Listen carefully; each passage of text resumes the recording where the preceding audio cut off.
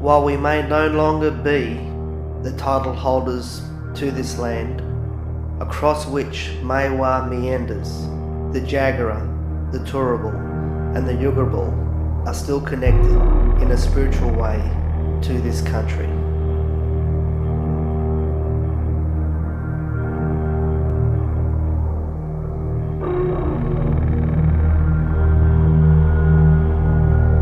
The land is special as it holds the memories, the traditions, the culture and the hopes of our First Peoples.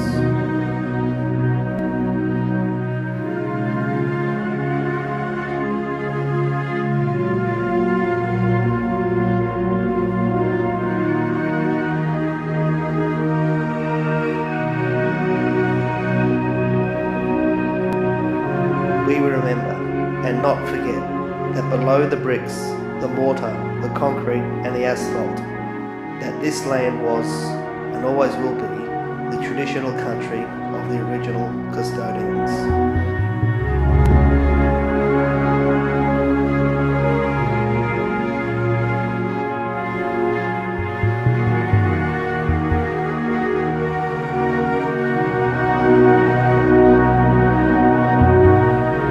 The flight of the wedge-tail pays respect to the elders past, present and future, to the Turrbal, Jagera and the Yuggarbal people.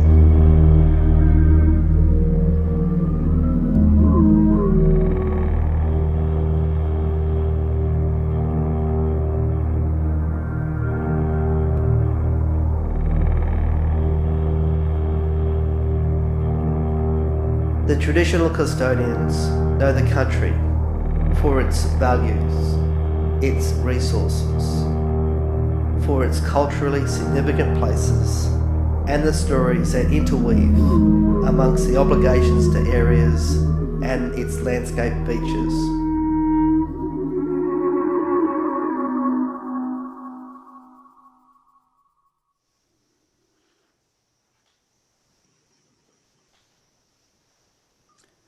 And welcome, Brett. Hi, Vincent. How you going, mate? I'm good.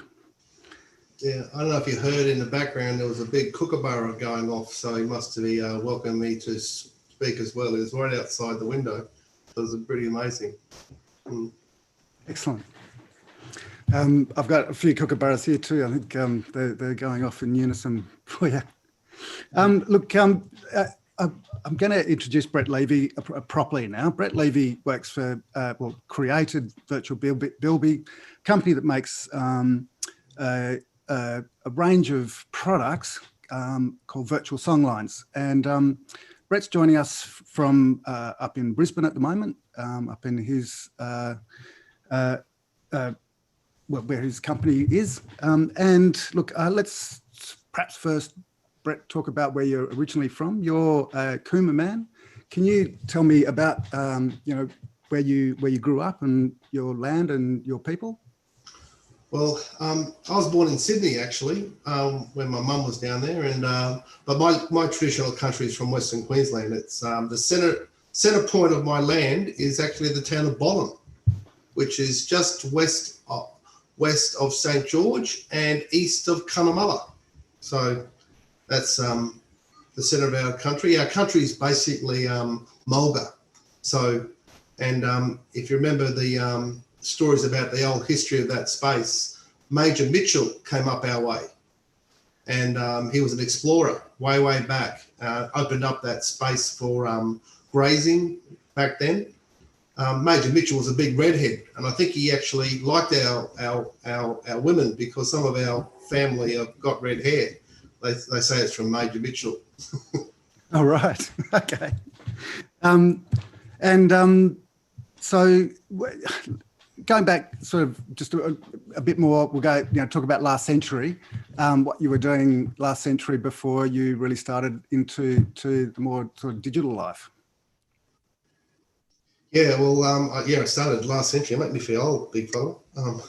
But I remember back in the 90s, I mean, I like playing games, all right, all through uni. And, I remember booking computer time in 1983 at Griffith University and and I used to book it about 2:30 in the morning. And the reason why 2:30 was good, because by about 3:30 when I had to be off, the next guy would be booked in, and most of the time he'd generally turn up, but sometimes he didn't. So I got an extra hour on this computer mainframe at Griffith, where I used to play this wireframe game where I used to do a dungeon crawl. I can't remember the name, but I used to go down and down and down and just be immersed in this experience. Now, that was great. But then after you play games for a long while, you're thinking, well, what can you do? How can you get involved? How can you make a better game?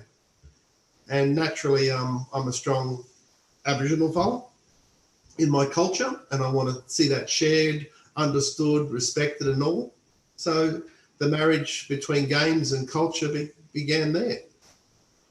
Right. Yeah. Well, I was definitely going to ask you what sort of where your first video games were, and I thought maybe I might not ask, but yeah, it's important. I think it really sort of suggests where you've come from and where you're going to go to, and that 1983 booking 2:30 in the morning in a computer lab at uni is pretty amazing, I think.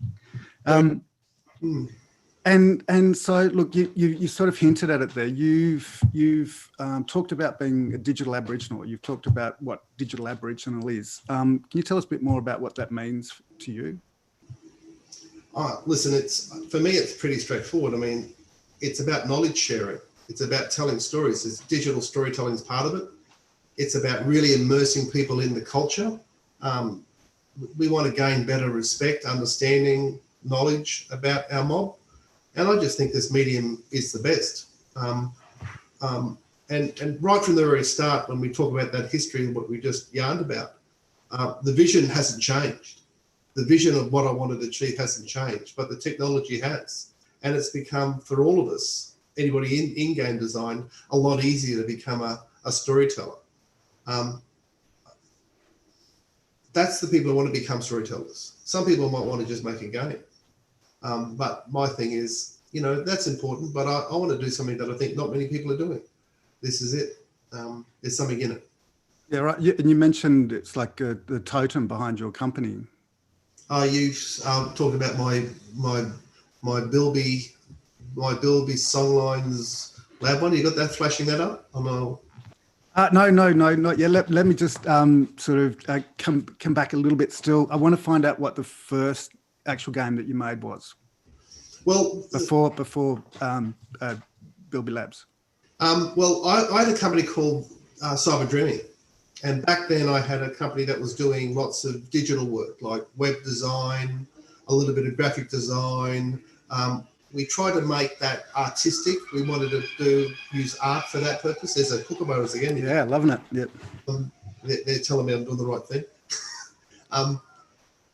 And that sort of design was all about making it work. I remember way back then we were trying to dabble in this digital space with the design of a website for city council back in 2000, where we did things with Flash that they said couldn't be done, and we did it.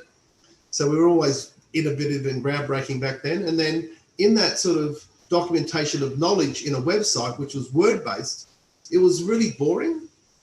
But if I come back a step and say, I'm native title you might know about, cultural heritage you would know about. Cultural heritage is about the land. It's about Indigenous people's connection to land. And whenever I go to my meetings with my people, we would sit down and we put a map on the table and people would gather around that map.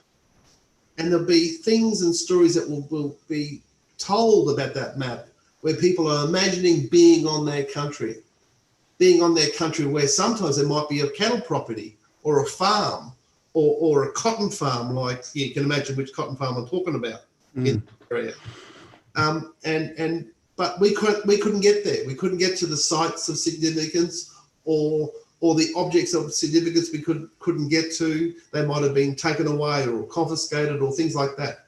And all I wanted to do was make a statement in these games about that connection to country. And really, this is what I see this digital storytelling is about. Another way of describing it is serious games. It's serious games for some purpose. Now, I love making games like that, but then also gamifying it and then giving people a purpose in that world to walk in the footsteps of our ancestors. That's the nature of the beast in this. Right. Yes. And so you started Bilby Labs in turn of the century, 2003, I think you said. So I want to, yeah, there's the logo. I think I want to find out what that is. What's the object in that logo, apart from the Bilby, of course. The thing in the front is the virtual Songlines product. So that's that's the stone with the water inside the stone, with the fire inside the water, on the water. So it's all the elements of the earth. That's what that logo means. And behind it is Bilby. That's my totem. And it's great. I love it. Yeah, it's really, really excellent. Pardon? And so you've started with Bilby Labs. You started Virtual Songlines. Can you explain us a little bit about what Virtual Songlines is? Well, Virtual Songlines has been a lot of things. It's been PC games initially. It's been AR type games most recently. And in between that, we've been doing a lot of VR type work. And we're just trying to dabble with those mediums to tell the stories more immersively, more interactively, and just to really wow people. Because I think that wow factor is really great to achieve. But then I think the wow factor also makes them look a bit harder at the knowledge or the content. And, and there's lots of examples I can talk about that in terms of those wows. But at the moment, we're really busy with Virtual Songlines. Now, Virtual Songlines, in effect, is a toolkit. It's a virtual heritage toolkit for, in a sense, serious game design. And so we're trying to build that toolkit better. We've been on that toolkit for a long time. It started, like you said, back in 2003. And that started with the help of a university when we really weren't knowing what we were doing. A lot of R&D, a lot of mistakes, a lot of learning from our mistakes, more to the point, and then iterating slowly as we went. We don't have a lot of investment. We don't have a lot of money. It's a lot of blood, sweat, tears, all-nighters, a lot of all-nighters. And as a result of that, we learn from others. We ride on the shoulders of giants, and we look at what they've done and see how we can adapt that in the Virtual Songlines toolkit.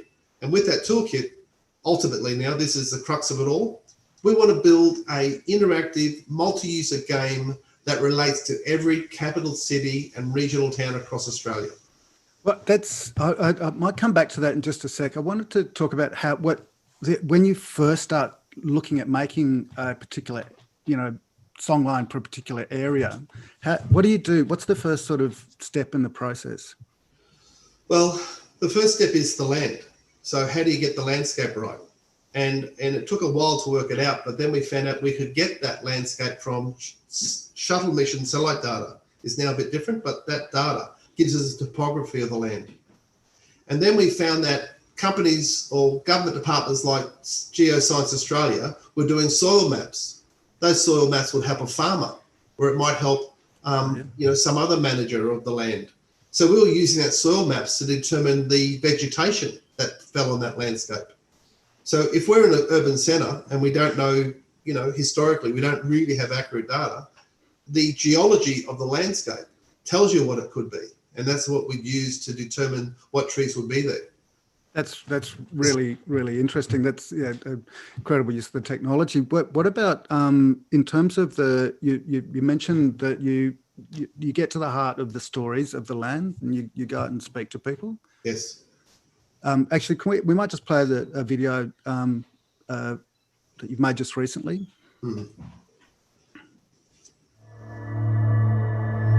Yagara! Durable! Bulka! Gubby people! Bulka! Donald and myself are from the Yagara people. I'm from the Turrbal clan and Donald's from further west of the Birrid. Cunnamulla people! Bulka! He's acting out particular scenes that our messenger men used to do via sending the smoke signals off the highest points around in the mountains and ridges and different areas throughout Brisbane. Then the next tribe would send their signals, and all the tribes will come in, and on the 4th of September we'll have a big corroboree. We're doing it exactly how my grandfather Mukin, he was a messenger man, the last one known of the tribe. He would carry the message sticks to different countries, and it was the hosts of the ceremony that would actually smoke the area and make sure that it was clean and ready to go for the mobs. It was their responsibility, see. There's a lot of history that still remains around Brisbane, even though the buildings are up, and even though we're settled in some places, we hold it all dear in our heart.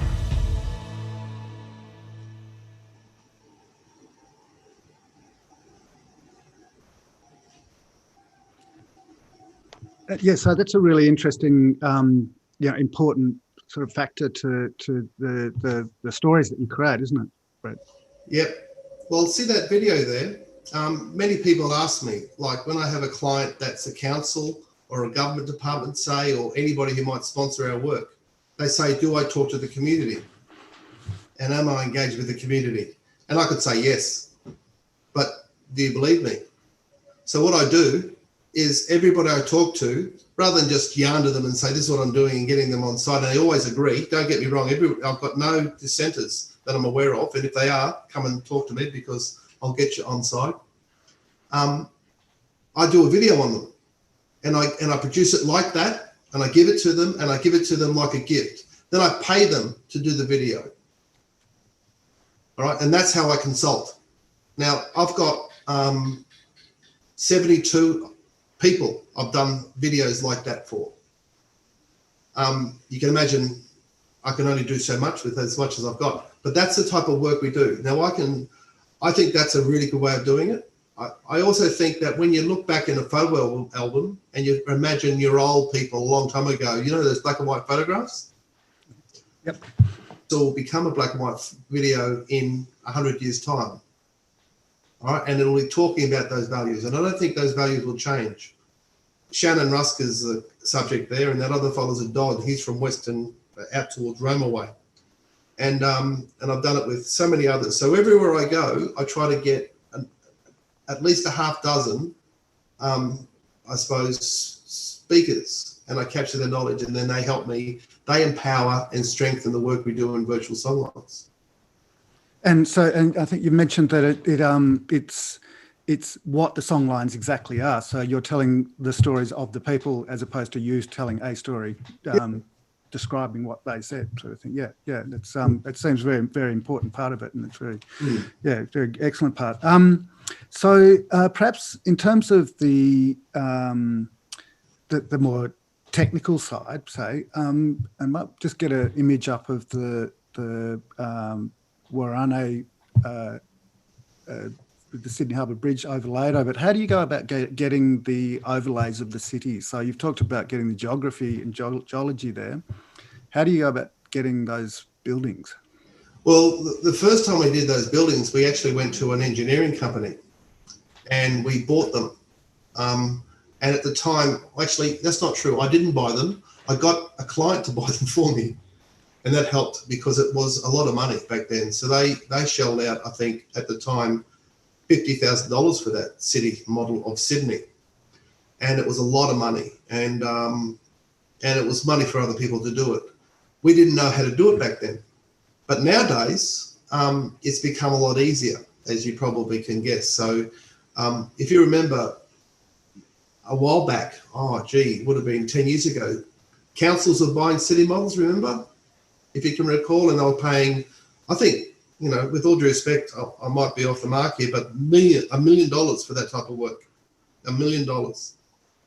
And the city's important. I think that's important for town planning and all those things that go with it.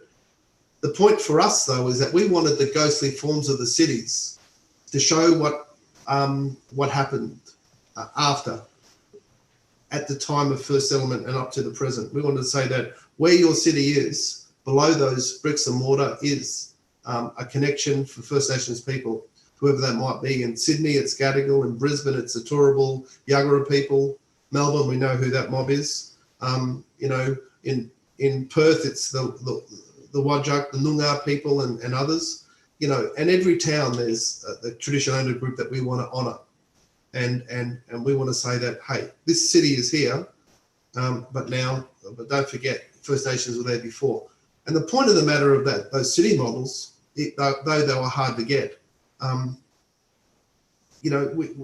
we're focused on those urban areas. People think of Indigenous people as being out there somewhere, like they celebrate Ayers Rock or Arnhem Land, but I feel like the vast majority of our people, 70-80%, you'll find in living and trying to make a go of their lives in the cities and regional towns, and their connection and their identity is just as important as anybody else, which we're all striving to make sense of in this difficult time. And it's quite striking to say, there's the ghost of the present sort of thing, and then as they disappear, you actually really get a sense of where you are, and it really makes, I think it's a really sort of strong point to say it wasn't there all the time, and for a hell of a lot of time before they were there. Then it's If I could just add, we spend a lot of time doing historical research, and of place, of sites, of objects of significance, trying to grab their veracity and put them back in the context of country where they belong. And so the work we do is not Mickey Mouse. It's very carefully thought of. We're trying to, when we talk about a songline, we're talking about a track that might have been walked, a track that might have been sung. And if we were to play a dozen of those videos that you just saw one from Shannon. If I show you a dozen, there's a recurring theme that comes out of these speakers, my countrymen, about that connection to country in all different ways. There's one moving one I should have shared with you, Vincent, about old Auntie Beverly Hand, who hugs a bunya tree. Now, bunya tree is a feasting space. If you heard about the Bunya Nut Festival up in Queensland, up in the hinterland there, the Great Dividing Range.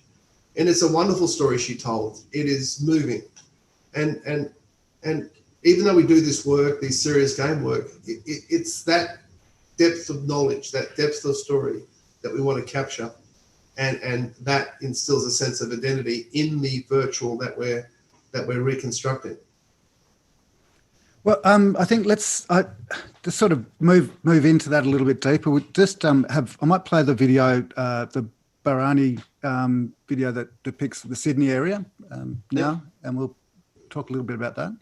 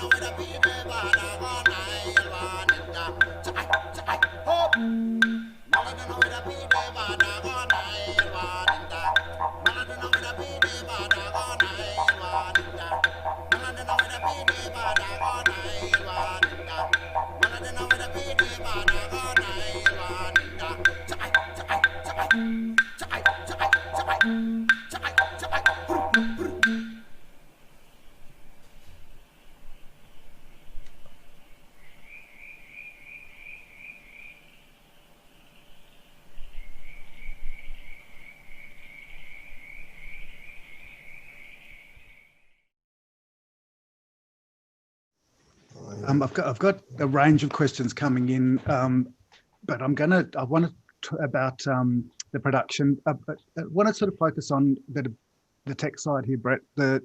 I know there's a mixture of in-game footage and animation and other images that you put in there, but I wanted to look at there's sort of some of the technical aspects. I know you've included some motion capture in there. Is that right? Yeah. Yeah. Well, all the characters that you see moving are all motion captured. Do you see the second dancer on that dance with the curly hair? That's me. Excellent. But I recognised you. Sorry. No. Yeah. Well, they're all different dancers, and they're all we brought them doing the same dance at a different pace. So if you notice, they're all out of sync. So they're not the same person, and so they all do different things. You know, it's all good. It's fun. That was so rewarding. You'll see, there's a shot there I think I sent you about the motion capture suits. We put all the little dots on our bodies, and the guy, and I don't know who was singing that one. Yeah, it was one of the fellas who was singing it. But I haven't seen that for a while. It looked pretty good. I think the work about Joseph Lycett, I think, is important too. What we did, those works were painted on site. So that was the surveillance photography of the day, those oil paintings. And so, I just took those paintings as a guide and then created the work around it. And I think there was a criticism of that. People said that I get the rights to do it.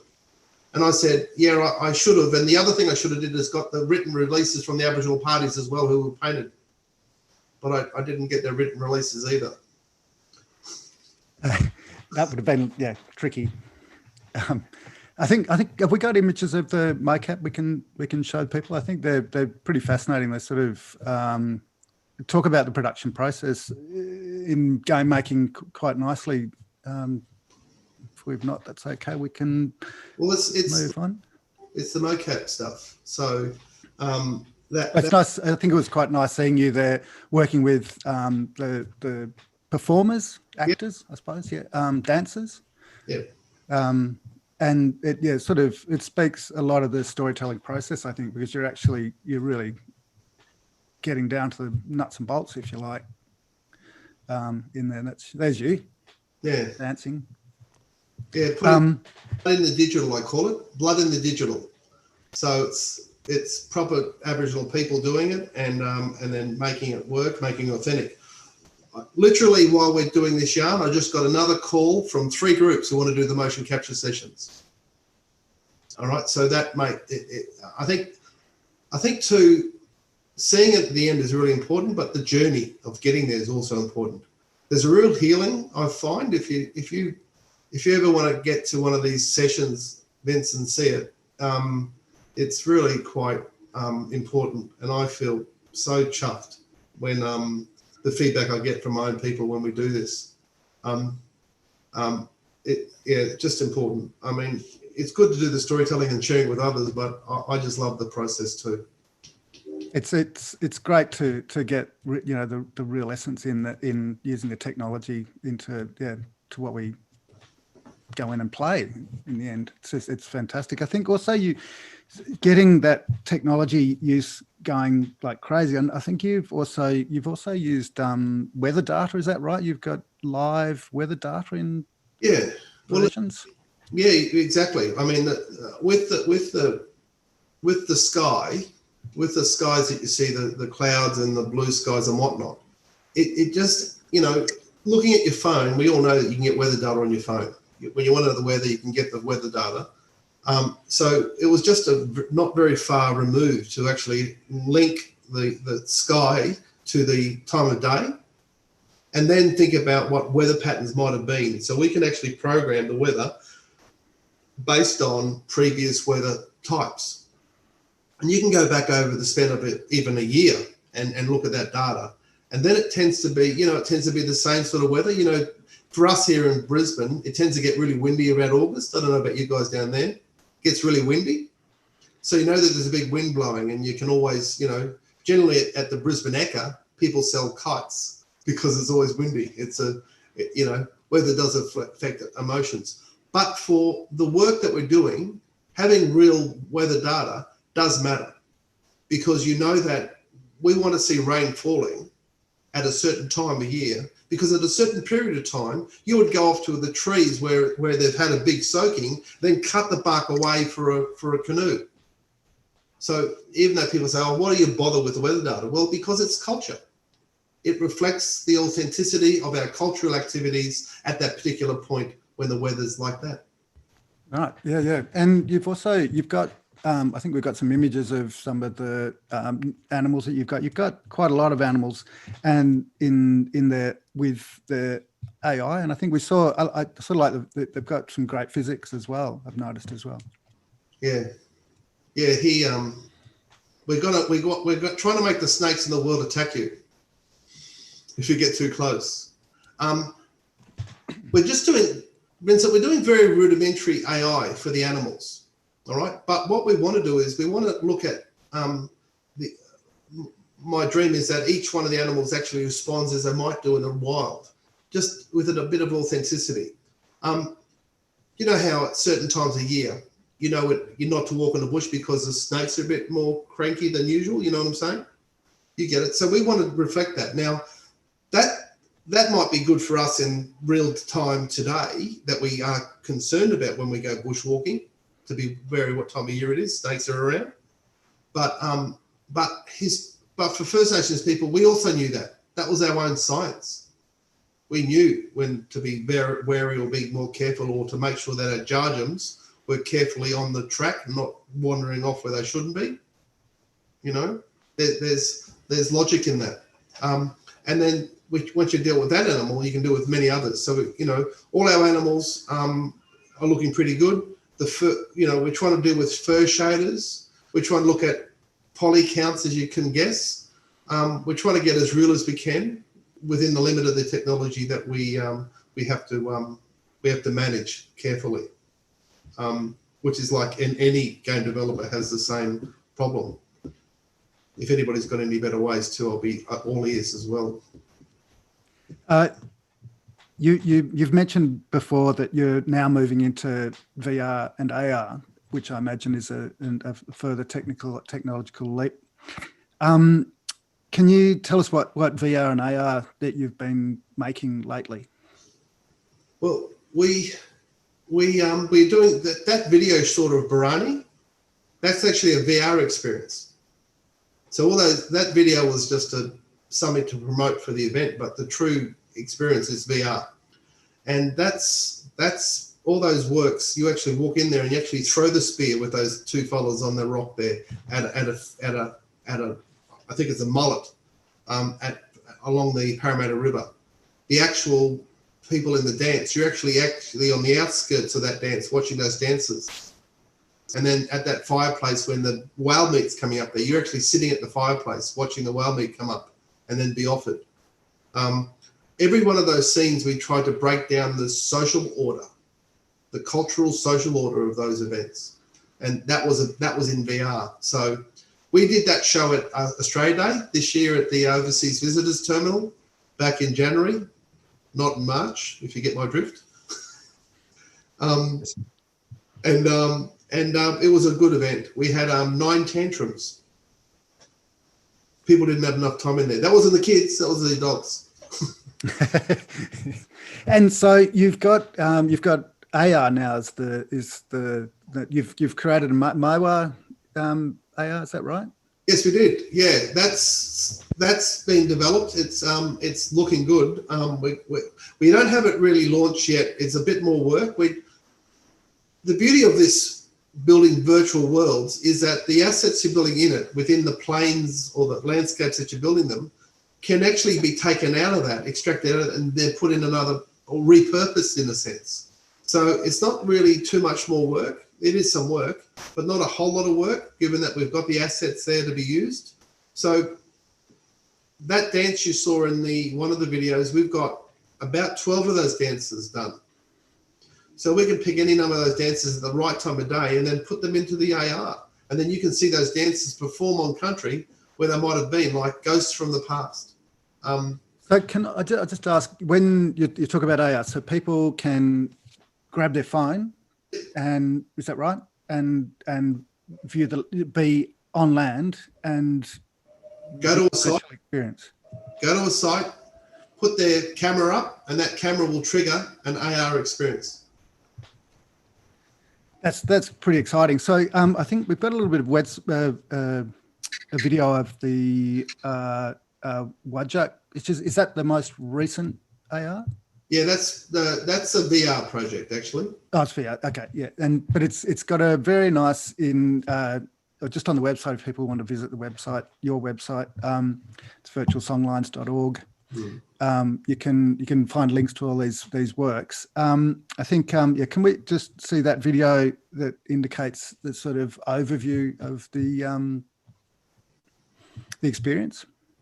Yeah, that work actually, Wajak, is that was on show and is still on show anywhere in Perth. That's in Perth.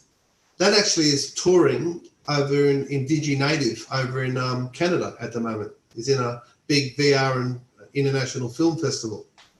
So I think we're up for an award, I led to believe. That's a Serious Game Award, is that right? They've got the Serious Games Festival? Or it's Cultural Games Award, yes. Yeah, because I understand they do what they call docu-games as well. Yes. Yeah, that's it, yeah. Look, we haven't got that much more time, Brett. I've got a bunch of questions that people have asked that I'd like to get to, and definitely let you say your piece too, if you wish. So I've got that a lot of people are really interested in what's been published and when stuff's being published. You might want to indicate what might be coming up. Yep. Well, the big push we're going through at the moment is a project with the town of 1770 up at Agnes Waters. Now, we're going to do that showcase at a festival up there. So that's a Queensland thing, you know what I'm saying? That's a good show. The other one that's in Brisbane, if anybody's in Brisbane, there's a showcase at the Cross River Rail Experience Centre. That's in Albert Street in the city, in the CBD. If you actually want to see one of our videos play out, there's a show down in the Australian National Maritime Museum. And that's a showcase. That's still just to see it. And there was obviously a video that was on show at the Wynyard Station as well. All this work, though, that we're working for, knowing that we're in this difficult time, is that we've done this pivot at the beginning, very, very beginning of the year, where we're trying to make a multi-user, serious cultural heritage game for a number of our regional towns and capital cities. So the very first one of those will be really ready to go, I feel, in December. So we've been on it for a while. So we're taking all those assets. So if people have got some patience, that'll be when we're going to have it ready. We'll have it there earlier, we're hoping, but we've got to do a little bit more work on testing and refinement, and you can get the gist of how difficult that might be. And as you know, Vincent, we're talking to you about Coolan as well, doing something in Coolan, which is similar with a fellow down there called Jaden Williams.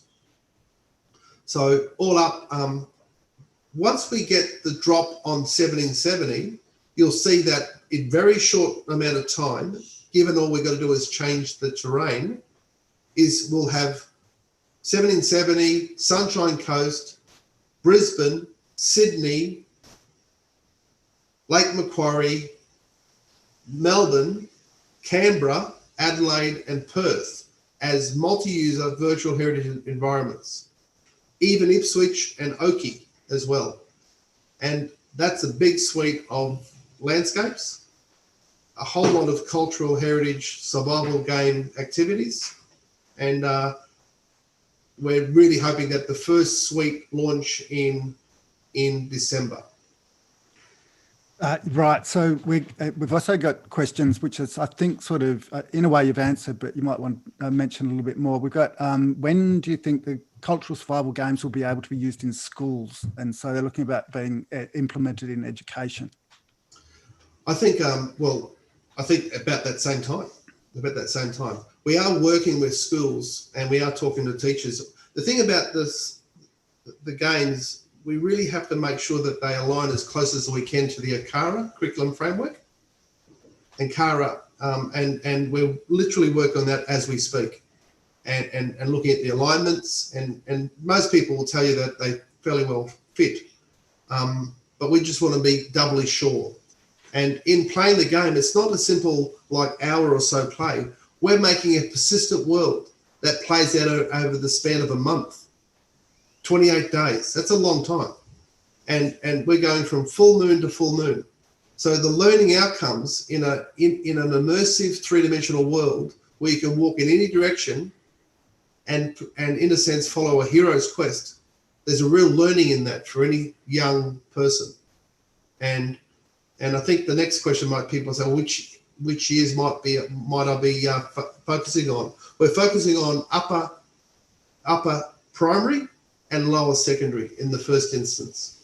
I think those ones we can easily fit in no time. I think that's really valuable and exciting. I've got a quite a serious question in relation to that. It's how are you ensuring the knowledge passed on to non-Indigenous audience is, 1, allowed, and 2, respected and not performed? Too sure exactly what it means. And so keen to learn about how you are tracking these things. Yeah. Well, the first thing is that when we take any knowledge, we're taking what might be public domain in the first instance. So the question might be that, what about sacred? That's always, we want to be careful of that. We don't want to do anything that's not allowed. And secondly, whenever I do a project for any one of the regions I deal with, I go to the TOs originally. I generally go to land councils and get them on site. I did a lot of work setting up a lot of Indigenous media things in the past, so I've been around for a while. So most people know me as Brett in Indigenous media. I've worked since the 90s on that. And plus, I don't know, I'm just an Aboriginal fella, and you got to be careful on that. I think there's no doubt that we have stories to tell, and this is only one medium. It's not the only medium. If someone wanted to write a book, they can write a book. If someone wanted to write a poem, they could write a poem. If they want to do a play, they can do a play. If they want to do a film, they can do a film. My stuff is just this games medium. So, and in effect, I'm working with local people whenever I can and asking them, hey, what do you think? Do you want to be involved? And if anybody's out there who wants to be involved, please tell me. But let me say this: if there's any discern or any problems with me working in an area and people don't want it, I won't do it. I'll just go somewhere else. And eventually, as they see that we do it right over time, I hope that they'll come around. I'm not in a rush. There's a lot to do. So I hopefully I'm doing it proper, with protocol, with respect, with authenticity. I'm trying. Well, on a very less deep note, I've got to ask, what platform are you using to create the basically worlds? Yes, yeah, we're using Unity mostly, and we're using Unity and a lot of other tools. So 3D Studio Max, Maya. We're using Photoshop on occasions, or with the textures naturally. We're using Premiere for video production. We're using a GH5 camera with a very good lens for the video recording. We're doing motion capture. We're using software there. There's like a plethora of things we're using, but Unity is is the game engine we're using at the moment. It is the fastest way to go forward, and it's a pretty well enhanced Unity with about 30 or 40 different packages. And then once we use Unity, then we code a lot of our own code. So we might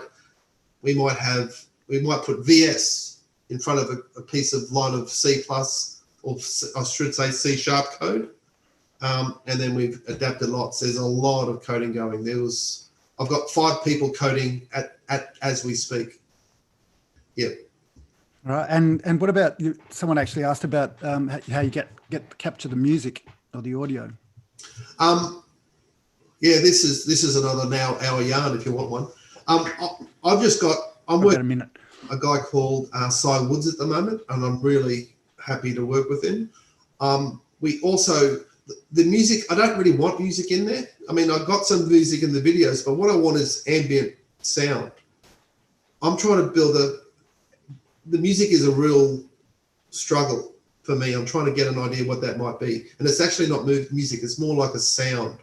I really love Hans Zimmer, and I think that sort of stuff works, but I'm trying to do it where there's no instrument. So I'm trying to pick a thing that's taking away those constructions to a sound that is more spiritual out of the land. Now, I've been grappling with the sound question for literally as longer than I have been with the game design. And so how do you respect not only the sound of a space, but how do you geospatially and temporally manage the audio at a site over time and space? We're going too far now? And it's a great area. I mean, I'd love to delve just into that. I don't think we've really got enough time. I've got one more question, and it's like whereabouts are you doing mocap, or are you doing it around the nation? I'm doing it at QUT at the moment. That's the easiest way. I did have plans to do it around the nation. We did some over in WA at Perth, at Curtin, I believe. And we're looking at other universities that can collaborate, because that's where the kid is. You know, everyone knows mocap studios could be very, very expensive, and we certainly don't have the money to set up a mocap studio. But then again, when you do set the studio, you've got to get it's about the authentic dancers from space or from place. So when you get the dancers, you've got to fly someone up from Sydney or Melbourne or Broken Hill or Cunnamulla or South Australia, Port Augusta even, you know what I'm saying? It's very hard, you know. Everybody should realise we're not funded. We're not grant funded. Do you know that? We don't have a grant for what we do. It's all, you know, pulled up by the shoes. What is it? I don't know what the word is. Shoestrings? Shoestrings. Shoelaces. Yeah. Shoestrings. It's all sponsored. So we get a bit of money from here and a bit of money from there, and we just slowly iterate and move along step by step. So you see what you're seeing for the smell of a lolly rag. Yeah. Well, Brett, I've got to say it's incredibly fascinating seeing what you've done and what you're doing, and it's really exciting to see that the progress you're making with, well, it's huge progress with the smell of an oily rag, as you say. But I'd like to, thank you very much for telling us all about it tonight, and I think all of us will wish you all the best for the future, and looking forward to seeing your work out there. Yes, thanks, and when we can. And happy to share. Always happy to share. Love it. Thanks, Vince. Appreciate it. And look, I'll like to thank the people at RMIT who've been holding this show up, as well as ACMI and ACMI AV staff, and also I'm sure there's people at RMIT who's interested in the VR and AR aspect of what you're doing, Brett. But so on that note, thank you all for being around, and see you next time.